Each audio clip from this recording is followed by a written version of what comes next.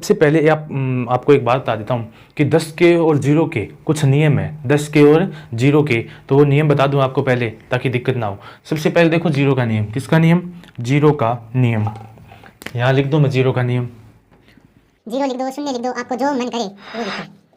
क्या लिखो? जो मन करे वही लिख डालो। और यहाँ लिख दूँ मैं 10 का नियम। किसका नियम? 10 का नियम। तो देखो सबसे पहले देखते हैं हम शून्य का नियम। शून्य का नियम क्या कहता है? ध्यान से, थोड़ी सी क्लास है, 1-2 मिनट की छोटी सी पहले, उसके बाद हम प्रश्नावली शुरू कर रहे हैं, लेकिन ये आपके जीवन में बहुत इंपॉर्टेंट है, बहुत काम आएंगे, तो इसको देख लो एक बार, जीवन भर नहीं भूलोगे, इतना मेरा वादा है, ठीक है। तो देखो सबसे पहले 0 का नियम। 0 का नियम क्या है? किसी भी संख्या को मान लिया p, अगर 0 से गुणा करोगे तो उसका मान क्या आएगा? कुछ चीज़ को मान हमेशा 0 होगा। क्या होगा? 0 ही होगा, ठीक है। तो दूसरा देखो कि अगर हम किसी संख्या की घात, मान लो 2 मान लो, p मान लो, कुछ भी मान लो, उसकी घात 0 कर दें तो उसका मान क्या आएगा? गुरुजी 1 होगा। बताए दो है ना। तो तीसरो देखो, 0 को किसी में भी जोड़ो, क्या करो? जोड़ो, इसको p मान लिया तो उसका मान क्या आना है? हमेशा जो है ना वही आना है। और 0 को किसी में घटाओ तो भी वही आना है। क्या आना है? कि किसी भी संख्या में से 0 को घटाओ तो वही संख्या आनी है। क्यों आनी है? क्योंकि 0 क्या है? योज्य तत्समक है। क्या है? योज्य तत्समक। शायद पहले दूसरी क्लास में ये मैंने आपको बताया हुआ है। और देखो 0 का ये तो हो गया। अब अगर 0 नीचे किसी संख्या के आ जाए ना तो वो क्या हो जाती है? अपरिभाषित हो जाती है। क्या हो जाती है? अपरिभाषित। ये होते हैं 0 के कुछ नियम। मतलब 0 को किसी भी संख्या से गुणा कर लो, 0 ही आना है। 0 में किसी भी संख्या का भाग दे दो, मतलब 0 का भाग किसी भी संख्या में दे दो, वो मान अपरिभाषित आता है, ठीक है। 0 में जोड़ो, कोई प्रभाव नहीं पड़ता है। और किसी संख्या की घात अगर 0 तो वो 1 हो जाती है। क्या हो जाती है? 1 हो जाती है। अब एक और आता है यहाँ पे, गुरुजी अगर 0 की घात कितनी होगा तो बेटा भी को भी मान क्या होगा? क्या होगा बताओ? 0 की घात अगर कितनी हुआ है तो भी को मान क्या होगा? अगर धनात्मक है, ठीक है, तब तो होगा 0, और अगर घात ऋणात्मक है तब क्या होगा? वो ही अपरिभाषित। क्या होगा? अपरिभाषित। ये होगा 0 का कुछ नियम। समझ में आ गया नहीं? 0 का नियम तो यहाँ काम करेगा। अब देखो 10 का नियम। 10 के नियम में क्या करना है? 10 को एक छोटा सा रूल है कि अगर थे कोई भी संख्या ने बिन 10 से गुणा करोगा ने तो बिंग सीधो नियम करना है कि 15 या कुछ भी संख्या लो, बिंग आगे 1 हटा दो, 0 लिख दो, वो तो 10 को गुणो। 10 कोई संख्या ने गुणा करो तो जखी भी संख्या ने गुणा करो, बिंग आगे 0 लिख दो, वो 10 गुणा हो जिससी, ठीक है जी। हाँ, मान लो इन करनी है 1.55 को 10 से गुणा करना है। किससे गुणा करना है? 10 से। तो गुरुजी इम 0 हट लगा देंगे आप, कौन लगावा नहीं। तो इनको एक सामान्य नियम है, आगे बताऊंगा, लेकिन इनमें एक ध्यान रखियो कि दशमलव है वो गुणा करोगा तो राइट साइड में से लग जाएगो, तो ओ जगो 15.5, मतलब ओ दशमलव 8 जगो एक संख्या छोड़ गया गया। अगर 2 शून्य होता, मतलब 100 गुणा करता, तो ओ दशमलव आन दोनों छोड़ के इस साइड में से लग जाता। गुणा करोगा तो, और भाग करोगा तो मान लो 15 में भाग देना है 10 को, तो क्या करेंगे गुरु जी?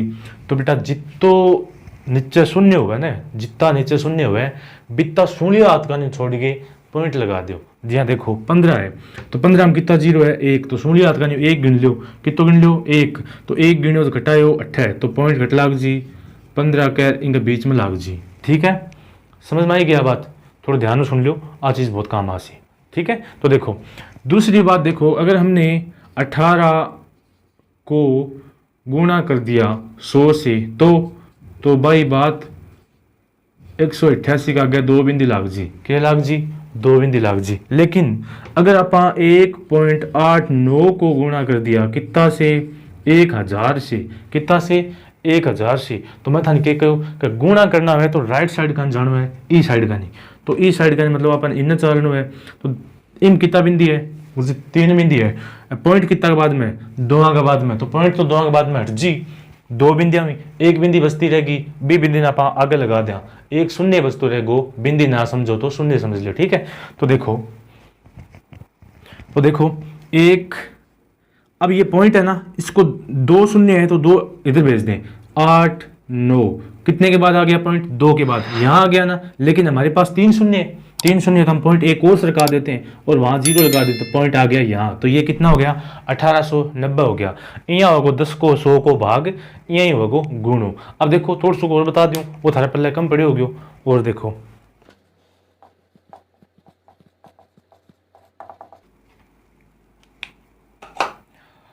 हाँ अब देखो 10 के नियम में थोड़ा सा और कुछ बता दूं, ठीक है। तो देखो 10 मान लो 10 को हमने कितनी भी घात के रूप में लिखना है, कितनी भी संख्या हो 10 को 10 से गुणा गुणा गुणा घात के रूप में लिखना है, तो हम क्या करेंगे 1 10 लिख के जितना भी शून्य है ना 1 2 3 वह घात के रूप में लिख देंगे।